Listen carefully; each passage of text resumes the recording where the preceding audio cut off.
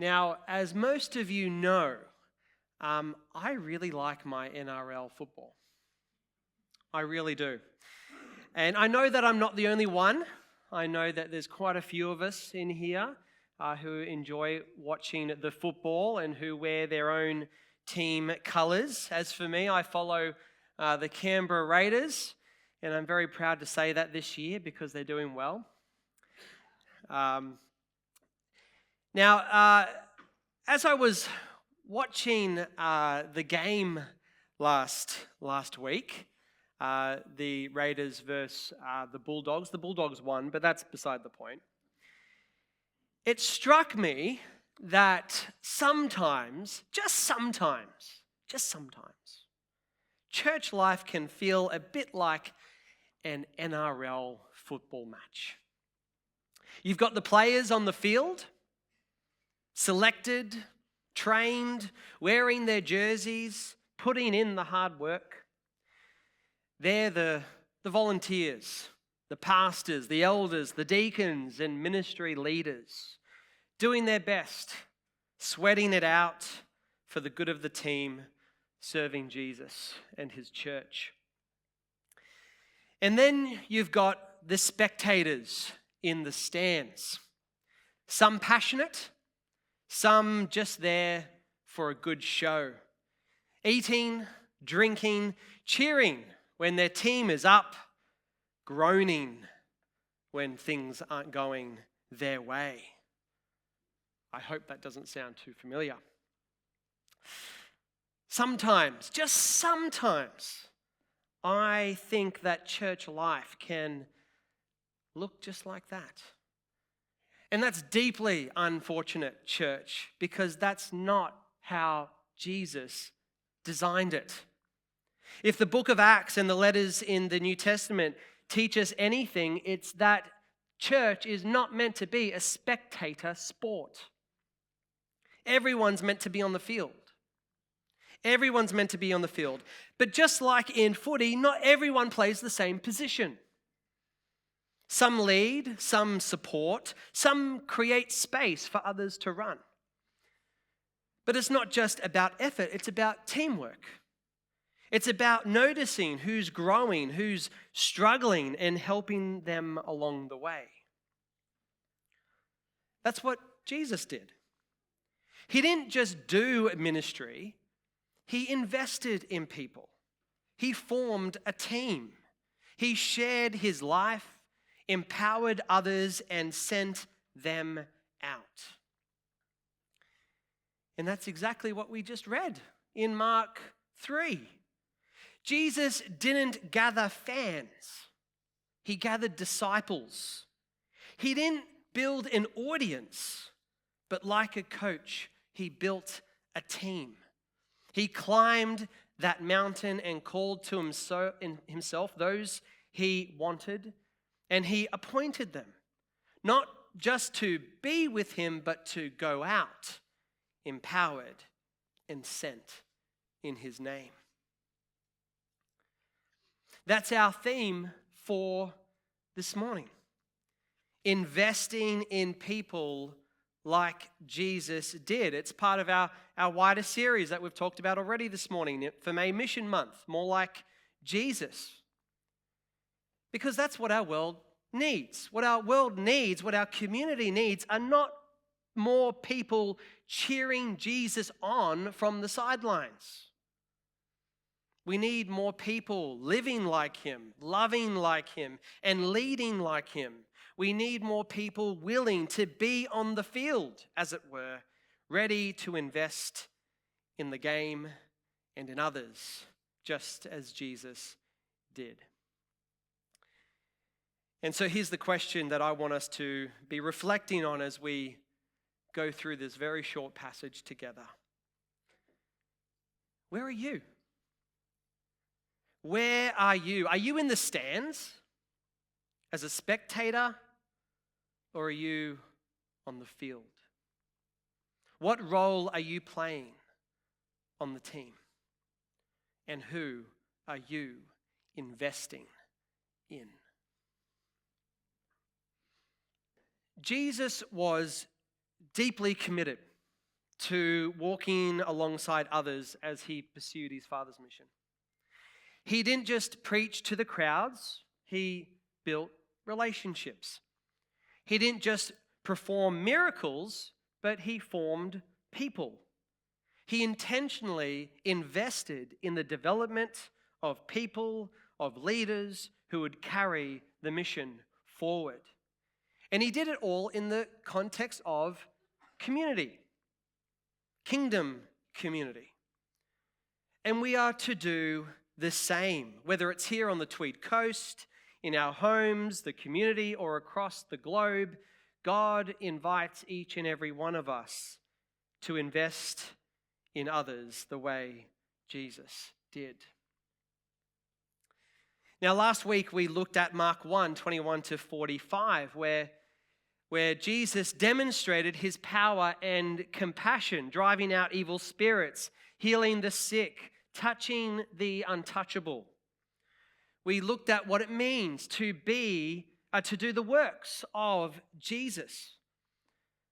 But Mark didn't stop there at what Jesus did. He quickly moved to what Jesus built, a community of people who would not only follow him, but join him. And that's what we see here in Mark 3, 13 to 19. After revealing his identity and authority in the opening chapters, Jesus now shifts gears. He climbs a mountain and calls to himself those he wanted. Not a crowd of admirers, not a crowd of consumers, but a team of participants, a ministry community. And what a group it was, diverse, unqualified, unrefined. But he invested in them. He walked with them, he taught them, and he ultimately sent them out. He didn't hoard his authority and power. Rather, he shared it, and he empowered them for ministry in word and deed, because his vision was never about creating a crowd, but sparking a movement. And here's the point for us right now. We become more like Jesus when we do the same. When we empower others, when we invest in others, when we commit to walking alongside others in life and faith.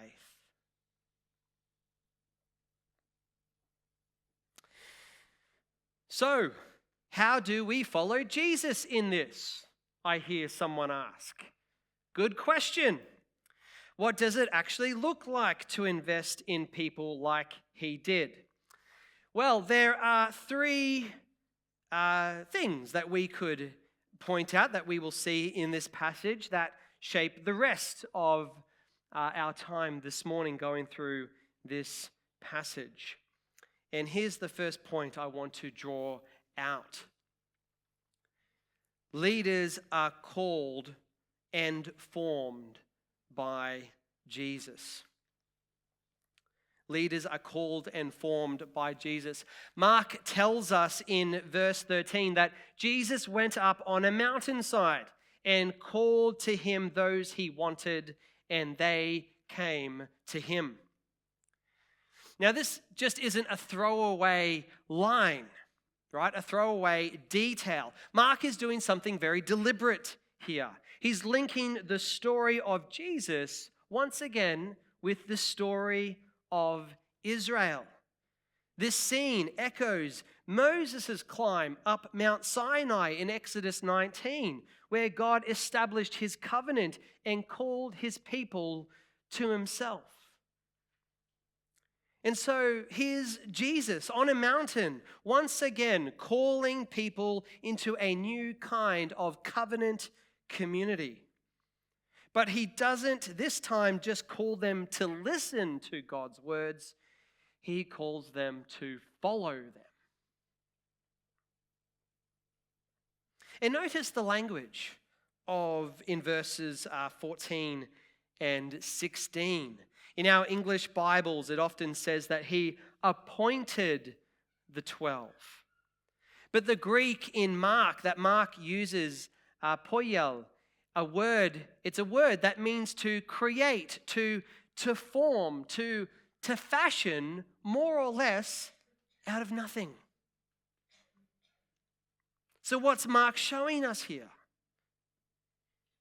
It's that when Jesus is not just selecting a team, the best of the best, he's forming one. He's not just choosing leaders, he's shaping people who aren't yet polished professionals and who perhaps may never will be polished professionals.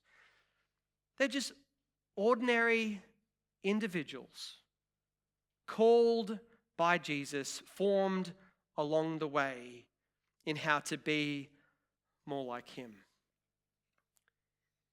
And that still holds for us today. Yes, some aspects of this moment in Mark 3 are unique, like we're not all called to be apostles, for example. But the principle remains the same. Jesus is still summoning people by name. He's still calling people into life with him, into lives of ministry, service, and mission. He's not just building up individuals for their own sake.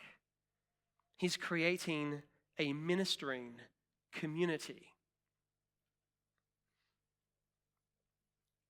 So if you've ever felt unqualified or unsure of your place in God's purposes, remember this.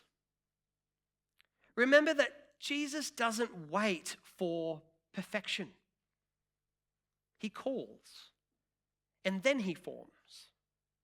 He meets us where we are, and he shapes us for where he's leading us.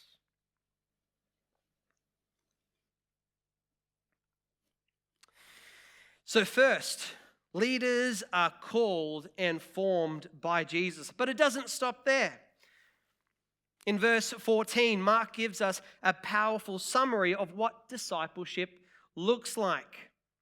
He says this, that they might be with him and that he might send them out. Did you catch that? That they might be with him and that he might send them out. There are two elements in this call: being with Jesus and being sent out by him. Let's start with that first phrase, to be with him. Biblical scholar James Edwards puts it this way. The simple phrase, to be with him, has atomic significance. Discipleship is a relationship before it is a task. It is a who before it is a what. I've come to really like that quote. Discipleship is a relationship before it is a task. It is a who before it is a what. Jesus didn't just train the 12. He invited them into deep companionship with him. Before he sent them out, he drew them close to him. Before they did anything, they were to be with him. And church, that's true for us today. We're not first and foremost volunteers, leaders, pastors, elders, deacons, ministry leaders. That's not who we are first. Do you know what we are first? I heard someone whisper it out. Disciples. Disciples. And discipleship starts with being close to Jesus. walking with him, listening to him, learning from him. But it doesn't stop there. Jesus also sends people out. Some to preach, all to represent him, to proclaim the good news of God's kingdom. And not only that, we don't do it alone. Jesus empowered them. He gave them authority to confront evil and to push back against the darkness. And the same principle applies here today in the church. Our closeness with Jesus isn't just for our comfort. Our closeness with Jesus isn't just for our comfort as we wait to go to heaven. We are meant to be led out. As the early church in Acts understood, we're not meant to just hoard everything and who we are and all of our people and all of our resources. We're meant to be a sending community, a giving community, releasing, commissioning, empowering others for mission, both locally and globally. The world doesn't need more churches that hold on tightly to what they have. It needs more churches who send and serve in Jesus' name. So again, Jesus doesn't just call and form leaders. He invests in them. He entrusts them. And he sends them out into a world with his authority to proclaim hope, to bring healing, and to bear witness to his kingdom.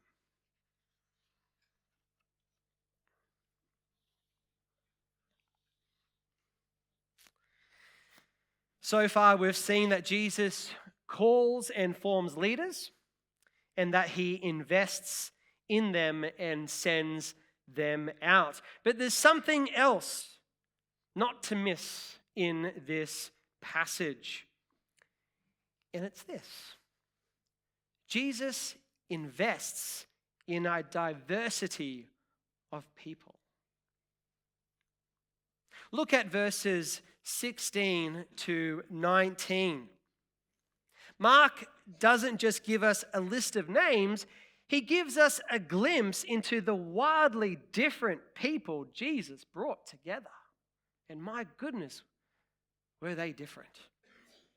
None of these men were from the same religious or political groups.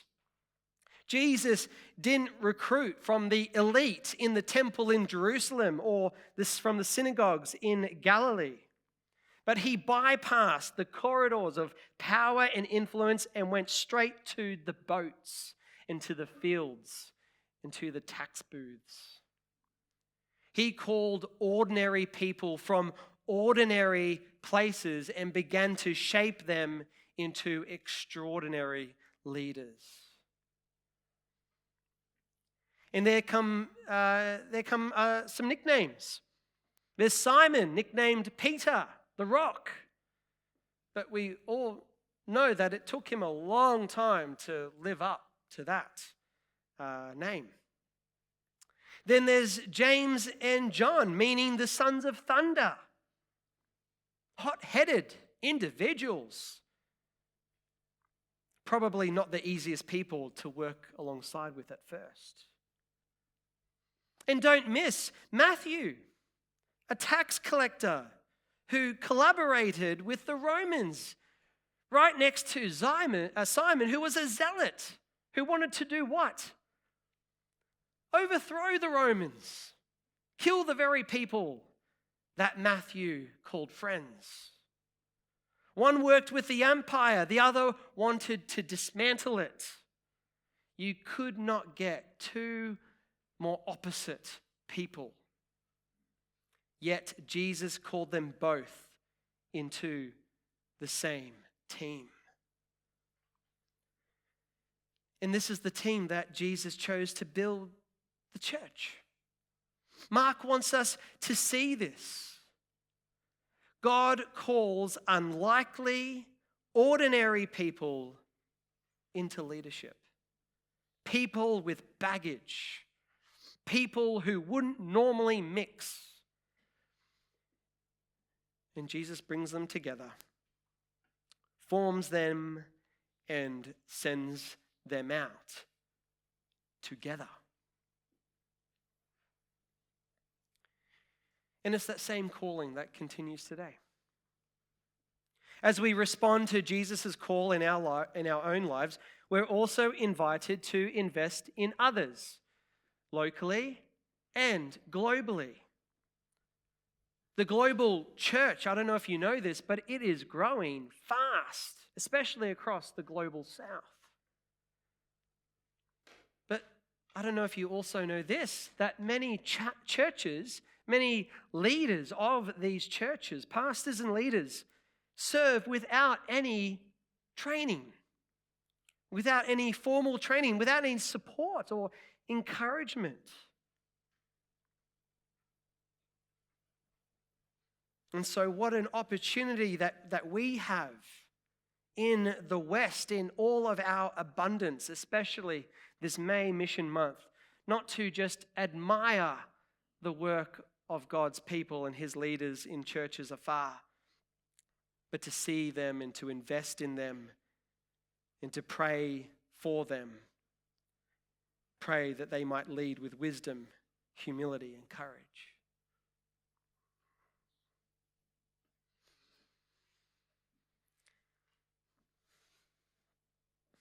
So far, we've seen this morning how Jesus calls, forms, empowers, and sends out a diverse community of people.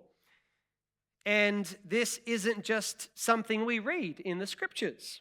It's something that God is still doing today across the globe. Let me share with you a story, a powerful story that Baptist Mission Australia recently highlighted, a story from one of our long-standing partnerships with the Baptist Union of Papua New Guinea. Nathan Reed, who serves as the Baptist Mission Australia's PNG advisor, was attending a graduation service earlier this year at the Baptist Theological College in Kewinkia in the Baiaya River Valley. He reported back it was a joyful celebration filled with worship and testimonies and the commissioning of a new generation of missional leaders. But one moment stood out above the rest. He recalls how a graduating student named Belinda stepped forward to share her testimony. Nathan was seated behind her and noticed her hands trembling, her fingers moving, shaking across the lines of her own handwritten notes as she went forward and read each word out. Belinda is from the Engar province, an area long marked with tribal violence. That violence disrupted her community so deeply that the schools were forced to close. Yet somehow in the middle of it all, she heard the gospel. And as a young girl, she said yes to Jesus. And as an adult, she and her husband felt a call to pastoral ministry. And with the support of their new local church, they applied to study at this new Bible college. But there was a huge obstacle. Neither of them could read or write.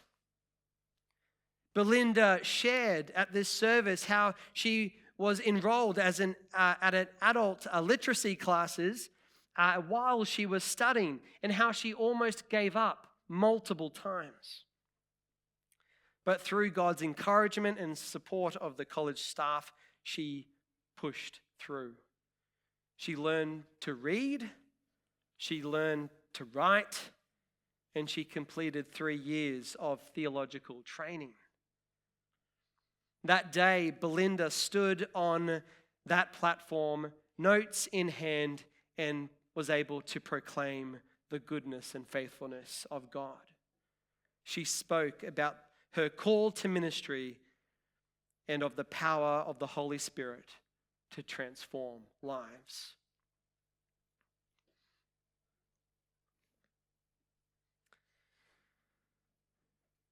Friends, that's what it looks like to invest in people the way Jesus did. When we see potential in others, when there are very clear limitations, when we equip and empower the next generation of leaders, both near and far.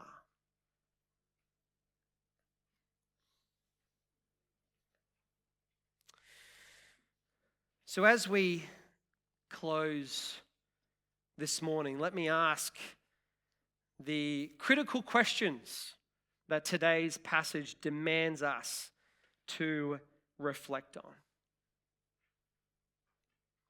Will we hear God's voice to follow him and cooperate as he forms and shapes us for his service? Will we have eyes to see and hearts to encourage the emerging leaders God is raising up, both in our own community as well as across the globe? The truth is, friends, investing in people is not just about effort and passing on information. Right? It's not all about passing on what we know to others. Yes, there is that. But more often than not, investing in people is about helping them to discover who God has made them to be. And at the core of all of that is relationship. Jesus didn't form leaders by handing out textbooks or offering distant instructions. Instead, he walked with people. He shared meals. He asked questions. He listened. He laughed. He wept. He lived life alongside them. His investment in their lives was always personal. And if we want to invest in others like Jesus did, we shouldn't just offer support from a distance, but come close. We show up. We walk alongside. Investing in others is about calling out their gifts, helping them discern their calling, encouraging them as they step into what God is doing in and through their lives. It's not always a structured tutorial. Sometimes investing in someone is simply walking alongside them, praying with them, affirming them, supporting them as they learn to trust Jesus and follow his lead.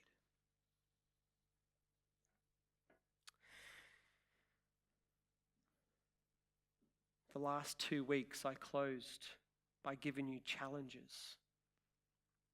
Here's the challenge for this morning. Perhaps during morning tea after the service or during the week, I'll give you that. Why don't you take a moment to affirm what you see God is doing in someone else's life? Speak life over them. Name the fruits or gifts of the Spirit you've noticed. Also, look around and ask yourself, who may God might like you to invest in for his name's sake? Be a part of that investing here and now. And beyond what we've shared today, maybe For some of you, it's time to take a step into a simple but significant direction.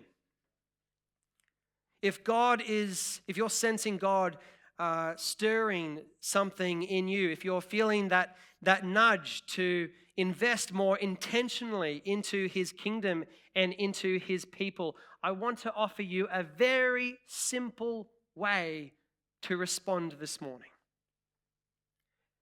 Just come up to me at some point after the service and say, I'm in.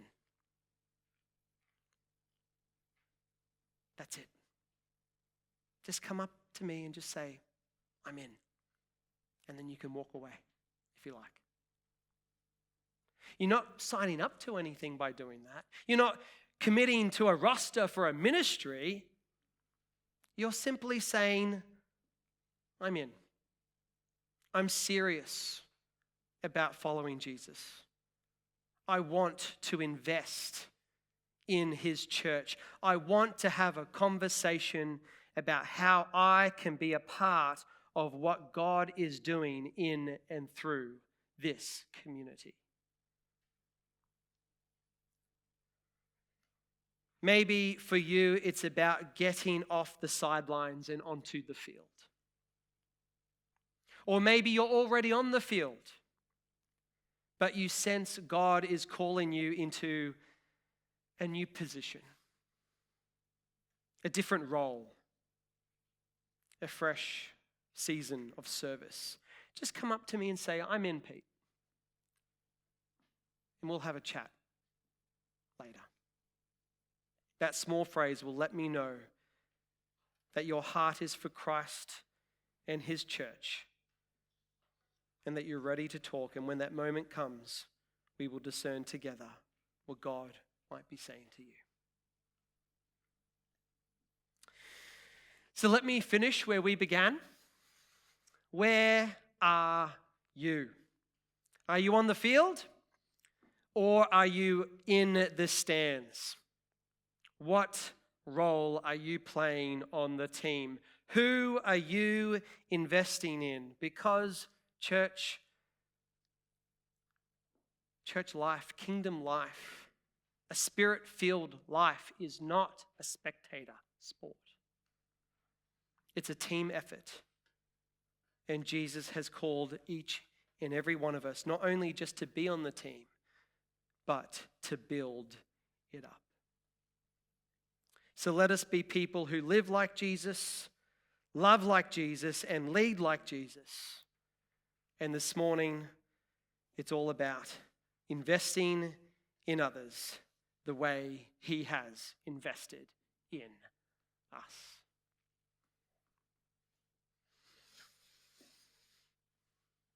Amen.